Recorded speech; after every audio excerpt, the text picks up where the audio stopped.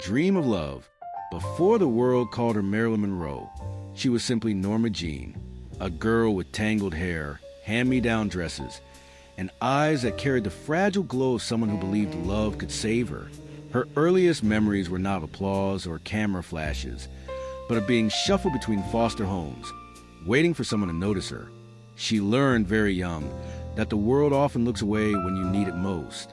And so, she dreamed not of fame, not of riches, but of arms strong enough to hold her, lips that would whisper, "You're safe now." Even as a teenager, she would watch couples on the street and imagine herself in their place. A husband opening a car door for his wife, a man's hand on a woman's back as they entered a diner. It wasn't the glamour that captured her. It was the simplicity. To be wanted, to be claimed, to belong. But the world had other plans. By her early 20s, Norma Jean had already transformed into Marilyn Monroe, the shimmering blonde goddess whose smile could halt traffic and whose laugh sounded like champagne spilling out of a crystal glass. Men across America fell in love with her image. But images are only surfaces. And when the lights dimmed, when the makeup was washed away, the girl inside was still searching. She fell in and out of small loves, brief romances that promised forever but delivered nothing. Hollywood men with empty words, producers with sly smiles, actors who loved her more for how she looked on the screen than how she cried in the dark. Each disappointment etched itself deeper into her, a reminder that fame was no shield against loneliness. And yet, Marilyn never stopped believing. She carried inside her the stubborn, almost childlike hope that someone would see through the gloss and glitter, past the myth of Marilyn, into the trembling heart of Norma Jean. She longed for someone who would stay when the cameras left, who would love her not for the legend, but for the girl who still hid behind it. It was this hunger, this unshakable dream of love, that made her vulnerable, because when Joe DiMaggio entered her life, he seemed like the answer she had been waiting for. The great Joe DiMaggio, America's hero, a man who belonged to the world as much as she did. Strong, steady, quiet, the kind of man who could lift her out of chaos and anchor her to something real. When he looked at her, she believed, for the first time, that maybe her dream wasn't just a dream. But the story of Marilyn Monroe was never simple. Because the very thing that made her glow, the fame, the spotlight, the endless adoration, would soon become the weapon that shattered the love she thought would last. And so, the girl who had grown up begging the world for stability was about to discover the cruelest truth of all. Sometimes, even the greatest loves can break you. Joe DiMaggio enters. It began not in a glamorous studio or a smoky Hollywood nightclub, but in the quiet magnetism of two names that, separately, already belonged to the world. Marilyn Monroe, Joe DiMaggio.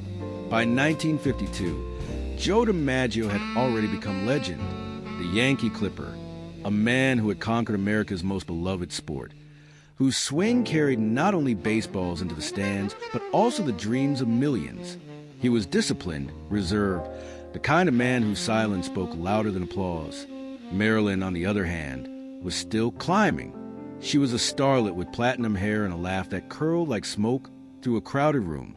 She was on the verge of becoming a Marilyn Monroe.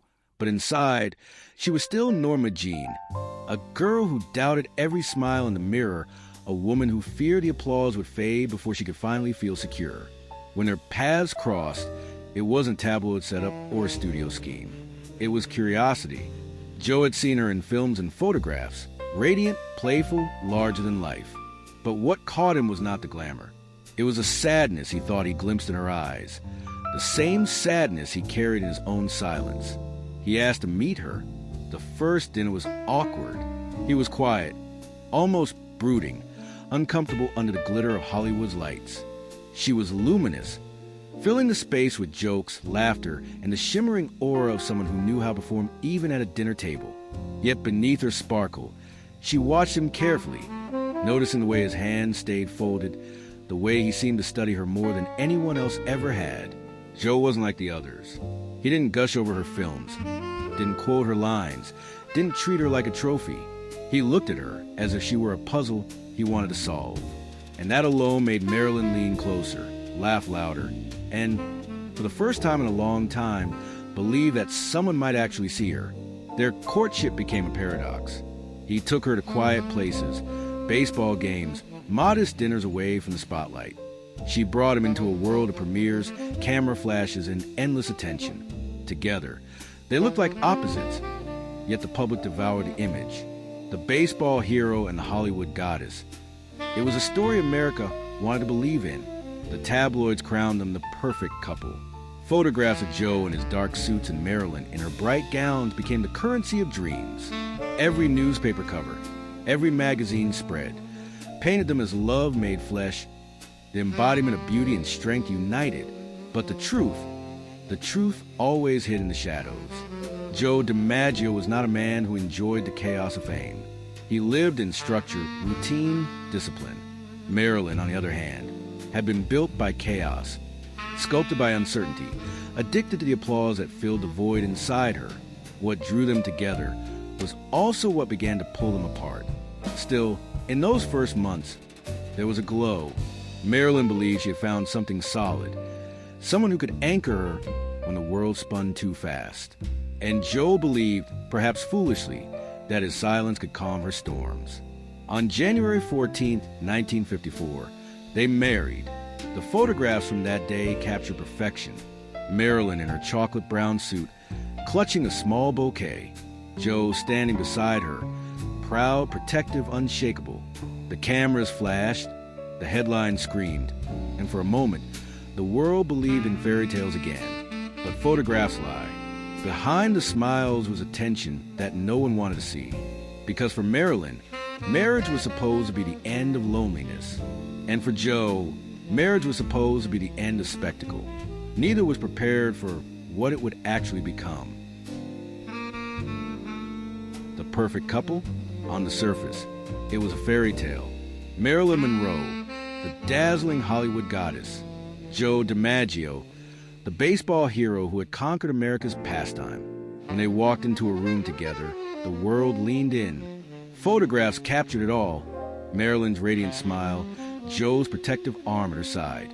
Newspapers called them the all-American love story. Headlines described them as destiny made visible, beauty and strength, glamour and discipline, fire and stone. But photographs cannot record the silence after the camera flash. In private, their love was fragile, filled with contradictions neither of them knew how to resolve. Joe admired her beauty, yes, but he also resented it. He wanted her to belong to him, not to Hollywood, not to the cameras, not to the millions of strangers who whistle when her image flickered on a screen. He wanted Norma Jean, but the world wanted Marilyn Monroe, and Marilyn knew the world was the only thing keeping her from disappearing. The cracks began almost immediately. When Marilyn filmed The 7-Year Itch in 1954, one scene changed everything. It was a simple idea. Marilyn standing over a subway grate as the rush of air lifted her white dress. To the studio, it was genius. To the world, it became iconic. To Joe DiMaggio, it was humiliation. As the crowd of photographers roared with laughter and applause while her dress fluttered in the air, Joe's jaw tightened. He stood in the shadows, furious. To him, it wasn't art. It wasn't comedy. It was his wife being exposed to the world, piece by piece. That night, when the lights dimmed and the fans dispersed, the silence between them was heavier than any applause. Marilyn tried to explain that she was just doing her job, that it was a role, that the world would never let her be small or hidden. But Joe didn't want explanations. He wanted control. And control, to Marilyn, felt like another kind of cage. Their arguments became sharper, cutting through the fragile intimacy they had tried to build. She wanted him to understand that fame was not a choice, but survival. He wanted her to abandon it, to be the wife he could hold without sharing her with the world. Two truths impossible to reconcile. And yet, in public, they played the part. The photographs continued. Joe's arm around her waist, Marilyn's perfect smile. They attended games, premieres, dinners, always together, always glowing for the cameras. And America believed, because America needed to believe. But when the doors closed, Marilyn would sit at her vanity, staring at her own reflection, wondering who she was supposed to be. The wife Joe wanted, The goddess the world demanded, or the lonely girl inside who longed for love but kept finding cages? For Joe, love meant possession. For Marilyn, love meant freedom. And those two loves could never live under the same roof. 9 months after their wedding, the fairy tale was over. The divorce papers were signed. The headlines, once filled with hope, now whispered failure. But the truth was more complicated, because even after the ink dried, Joe never stopped loving her. And Marilyn never stopped feeling the ache of what might have been. To the world, they had been the perfect couple. But perfection was only a photograph.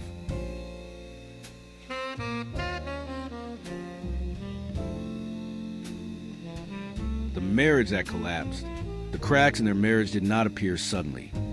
They grew quietly, like hairline fractures in glass. At first invisible, then undeniable. Marilyn had always believed love would rescue her. Joe believed love would tame her. Neither realized love in their hands had already begun to break. The night after the 7-year Itch subway scene, when the world laughed and cheered as her white dress rose into the air, Joe's silence was heavier than rage. At dinner, he said almost nothing. When she tried to touch his hand, he pulled away. When she tried to explain, he only muttered, "A wife shouldn't be seen like that." For Marilyn, those words pierced deeper than any headline ever could, because for her, being seen was survival. She had grown up invisible, abandoned, left behind. To be unseen now felt like erasure. She couldn't go back to being Norma Jean, lost in the shadows. But Joe wanted exactly that. The shadows, the privacy, the control. Their arguments turned bitter. Marilyn, with her sharp wit and aching need to be heard, would shout. Joe, with his baseball player's discipline and his pride, would retreat into silence that felt colder than fury. The world, of course, knew nothing. In public, they were still perfection. The baseball legend and the goddess walking hand in hand, smiling for the cameras. Headlines called them America's sweethearts. But in private, Marilyn often cried herself to sleep. By October 1954, only 9 months into their marriage, Marilyn walked into a courtroom and filed for divorce. Reporters swarmed, microphones extended, cameras flashing. When asked why, she answered with 3 simple words: mental cruelty, irreconcilable differences. The world gasped. How could America's perfect couple shatter so quickly? For Joe, the divorce was both humiliation and heartbreak. He loved her, but love had become something he didn't understand. It was no longer a sanctuary. It was a battlefield. For Marilyn, the divorce was liberation wrapped in grief. She had escaped the cage, but she carried the scars. Yet the story didn't end there, because Joe never truly let her go. After the divorce, he followed her career quietly, sometimes in the shadows, sometimes from front row. He sent her flowers, called her in moments of crisis, and when her name splashed across headlines for scandals and breakdowns, Joe was often the first to call her house to make sure she was still alive. When Marilyn returned from sets exhausted and broken, it was Joe who sometimes appeared at her door, not as a husband, not as a lover, but as a presence, steady, unyielding, loyal in ways words could not describe. In 1961, after Marilyn was discharged from Payne Whitney Psychiatric Clinic, a place where she had been locked away against her will, it was Joe DiMaggio who came to take her home. He walked into that sterile institution like a soldier rescuing a fallen comrade. When Marilyn saw him, she broke down, her face in her hands, whispering, "You came back for me." Even then, they did not remarry. The wounds of their past were too deep, but Joe never abandoned her again. He became her quiet guardian, protecting her from the chaos she could not escape. And when she died in 1962, it was Joe DiMaggio who claimed her body, who organized her funeral, who kept the Hollywood vultures away. He banned the men who had used her, banned the studios that had broken her, banned the politicians who had loved her in whispers but abandoned her in silence. For 20 years after her death, Joe sent roses to her grave 3 times a week, rain or shine. No headlines, no cameras, just devotion. The marriage had collapsed. The love had not, because sometimes The truest kind of love is the one that survives even after everything else has been destroyed.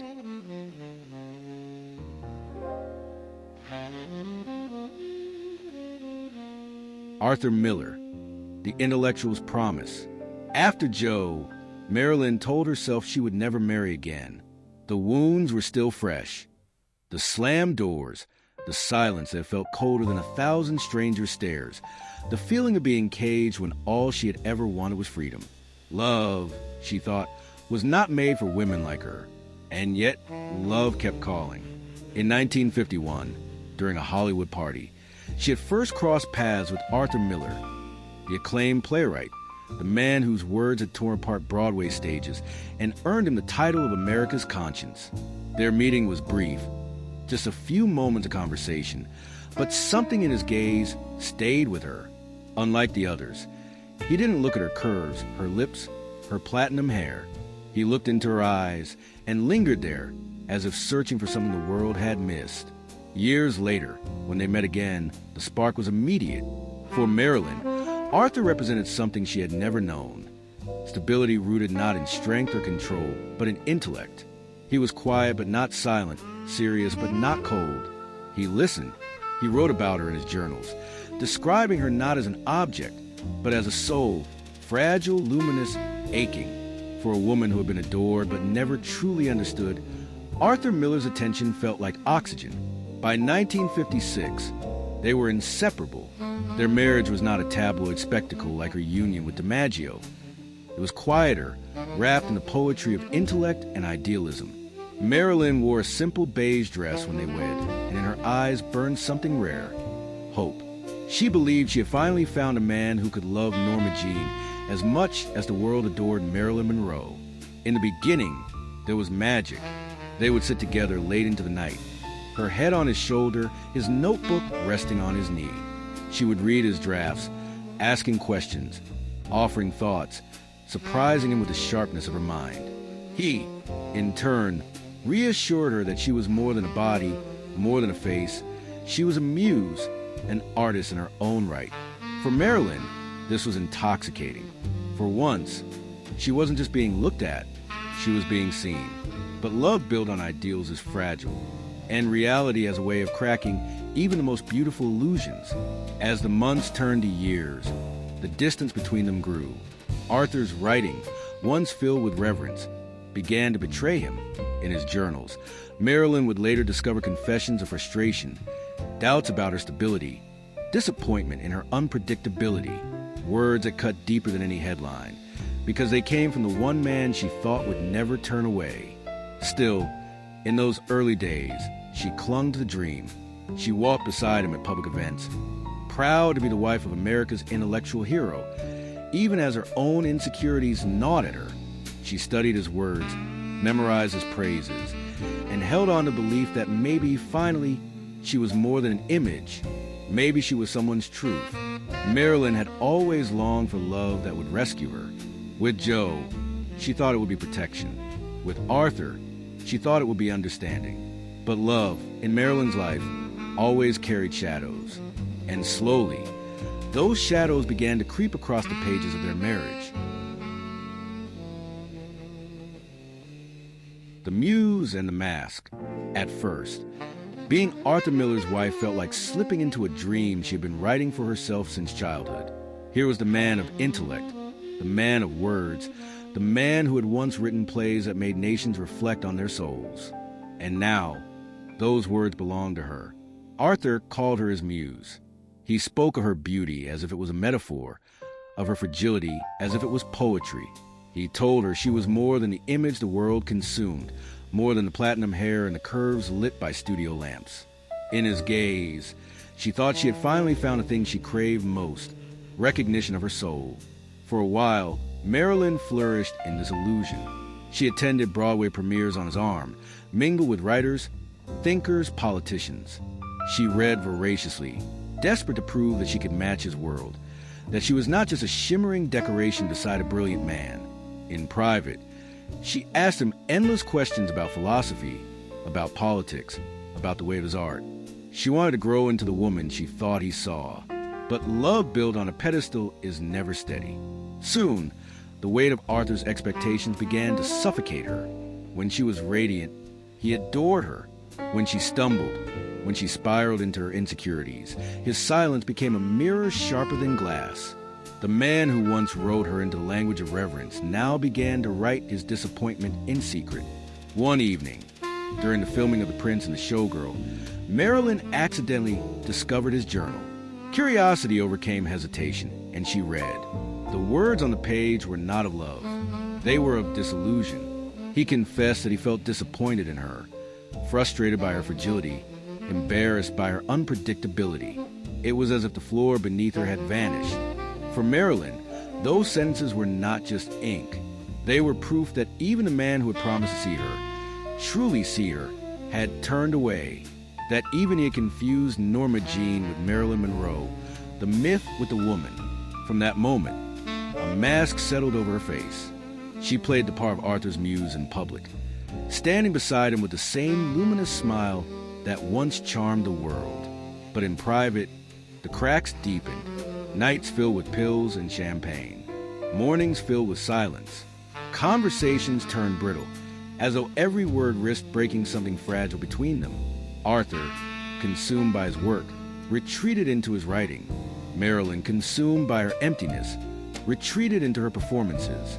On set, she became the flawless Marilyn Monroe the cameras demanded. At home, she curled into herself, whispering the same questions she had asked since childhood. Am I enough? Will anyone ever stay?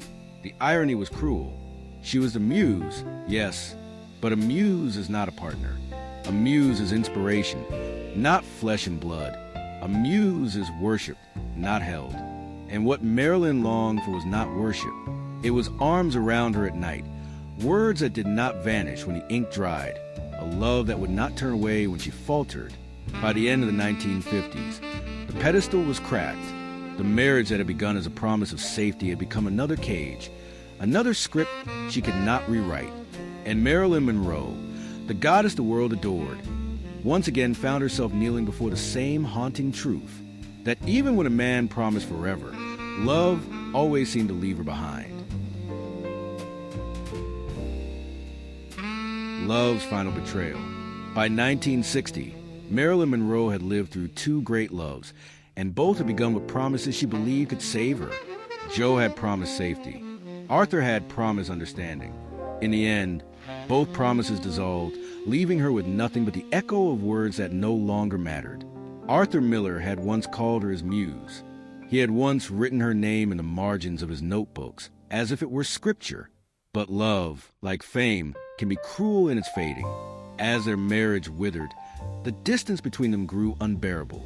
Conversations turned into arguments, arguments turned into silence, and silence turned into absence.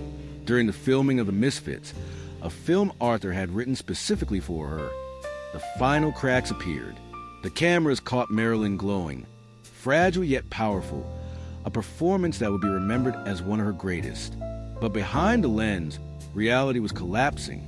Arthur's words, once filled with reverence, now cut like knives. He rewrote dialogue in ways that mirrored their failing marriage, lines that stung her, because she knew they came from his own disappointment. The set became a battlefield of unspoken betrayal. Marilyn, exhausted and broken, sought comfort in the same places she always had. In the lights, in the applause, in the pills that blurred the sharp edges of reality. Each night, she returned home to a man who looked at her not with love, but with disillusionment. She could feel in his eyes the weight of judgment heavier than any camera flash. For Arthur, perhaps it was frustration. For Marilyn, it was devastation. Because she had believed. She had believed that finally someone would see her, truly see her. And yet, here she was again, abandoned in the one place she thought she would be safe. By 1961, the marriage was over. The divorce papers were signed. The headlines once again screamed Marilyn's failure, as if her inability to hold on to love was entertainment for the world. She had gone from America's sweetheart to America's cautionary tale. Twice married, twice divorced. To the outside world, it was scandal. To Marilyn, it was a wound deeper than any the cameras could capture. When the ink dried on the papers, Arthur Miller walked away. He would go on new plays, new lives, new loves. But Marilyn was left behind, standing in the ruins of promises that had turned to ash. For her, it was more than the end of marriage. It was confirmation of the deepest fear she carried since childhood, that she was unlovable in the ways that mattered, that people might desire her, worship her, even use her, but no one would ever stay. Her nights became lonelier. The champagne glasses multiplied. The pill bottles scattered across her nightstand. She tried to fill the void with new roles, new lovers, new distractions. But nothing silenced the echo of Arthur's absence. She was a woman adored by millions, but at the end of the day, she was just Norma Jean again, the orphan girl, waiting at the window for someone who would never come. And perhaps the cruelest betrayal was this, that Marilyn Monroe, the woman whose very image embodied love, passion, and desire, died believing that real love was something she'd been cursed never to keep.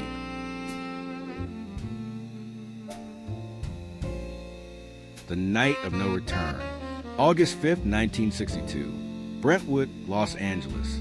The house was quiet, the kind of quiet that presses against your chest until every breath feels heavier than it should. Marilyn Monroe lay on her bed in a silk robe, the lamp on her nightstand glowing faintly. Around her, the remnants of a life lived too loudly for the world, and too painfully for one woman's fragile heart. Pill bottles, a half-finished glass of champagne, scattered notes she never sent. She had loved twice and lost twice. Joe had promised her safety, but his love had turned into a cage. Arthur had promised her understanding, but his words had cut her open. Both men had walked away. And in the silence that followed, Marilyn discovered the most devastating truth of all. It was not the men she mourned, but the love she had been denied. The headlines would never capture the silence. They would write of overdose, of scandal, of tragedy, but they would never write of the way her heart had curled inward, the way her hands had reached for something invisible in the dark. That night, she moved from her bed to the vanity, staring at her reflection in the mirror.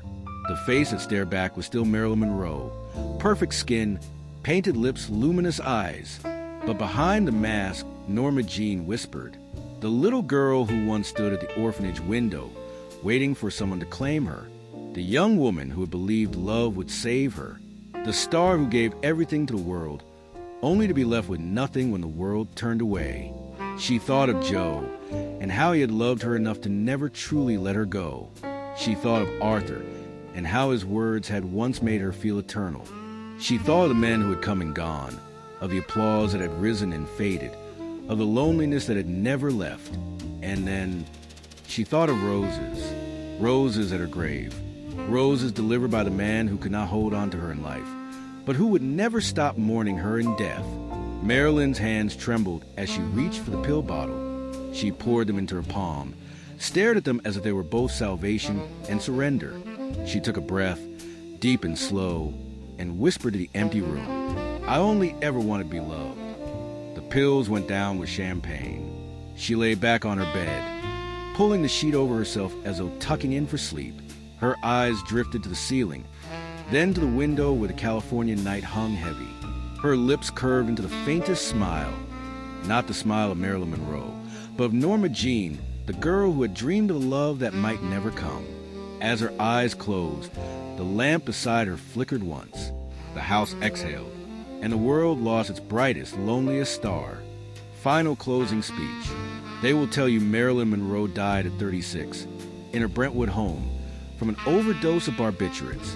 They will give you the date, the time, the photographs of her covered body carried into the night. But what they will never tell you is how she died long before that night.